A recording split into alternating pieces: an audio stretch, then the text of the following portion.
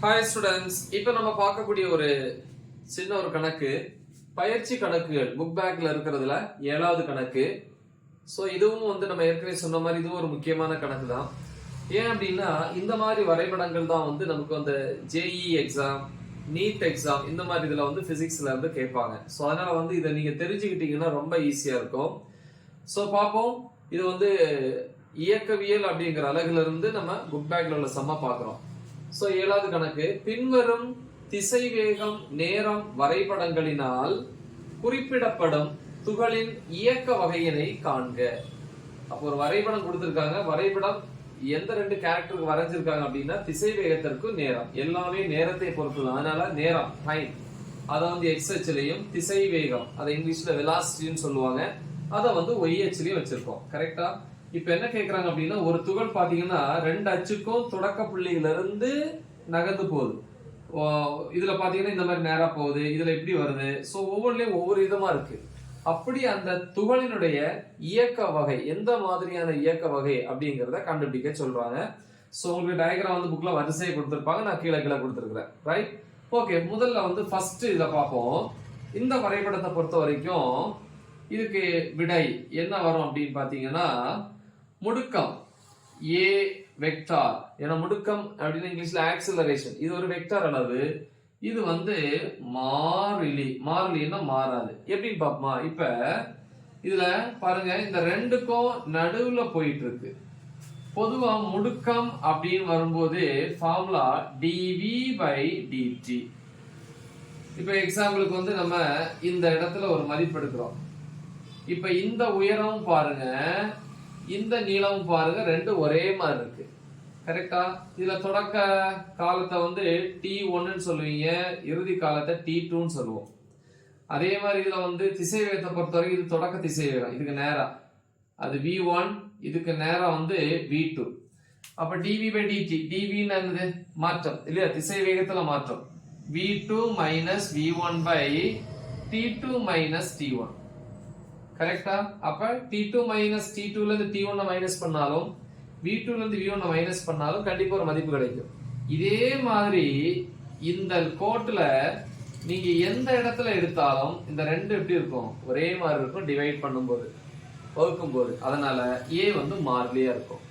ஏன்னா ஒரு குறிப்பிட்ட காலத்தை, எந்த அளவு காலமோ, முதல்ல பாரு, இந்த காலத்துக்கு அல்லது இந்த காலத்துக்கு இது திசை வேகம், இந்த காலத்துக்கு அதுக்கு ஏத்த மாதிரி கொஞ்சம் தான் இன்க்ரீஸ் ஆகுது. அப்படின்னா ஒரே மாதிரியான கால இடைவெளியில ஒரே மாதிரியான திசை வேகத்தை அந்த பொருள் எடுத்துக்குது.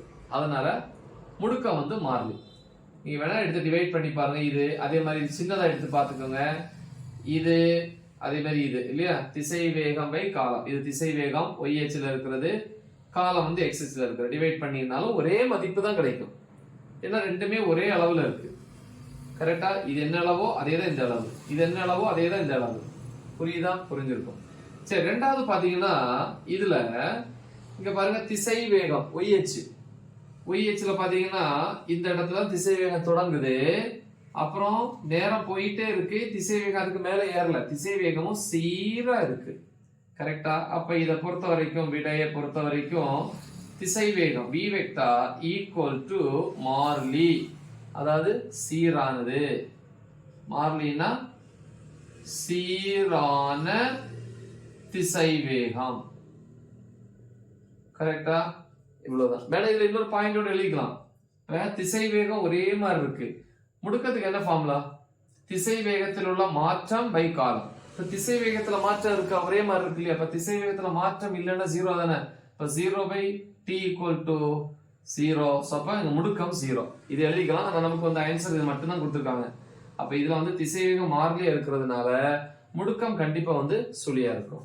அடுத்து பாத்தீங்கன்னா 3வதுல பாத்தீங்கன்னா இதுல அதே மாதிரிதான் சரிவு எடுத்துக்கலாம். இந்த மாதிரி எதுல எடுத்தாலும் ஒரே மதிப்பு தான் கிடைக்கும்.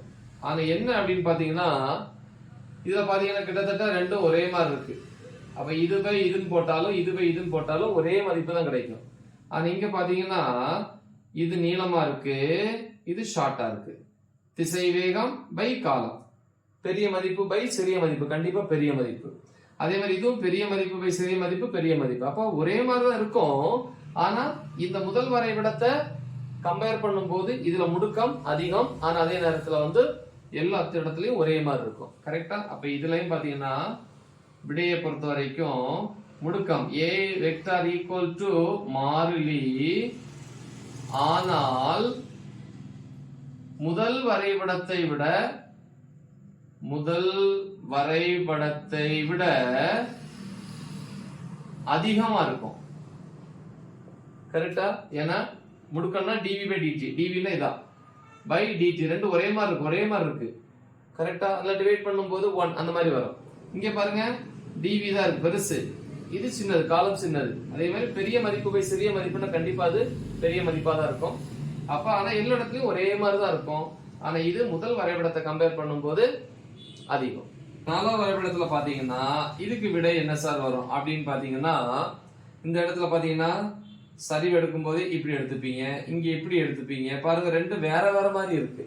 அப்ப கண்டிப்பா இங்க முடுக்கம் ஒரே மாதிரி இருக்காது. ஏன்னா திசை வேகம் மாறுது, காலத்தை பொறுத்து திசை வேகம் மாறிக்கிட்டே இருக்கு.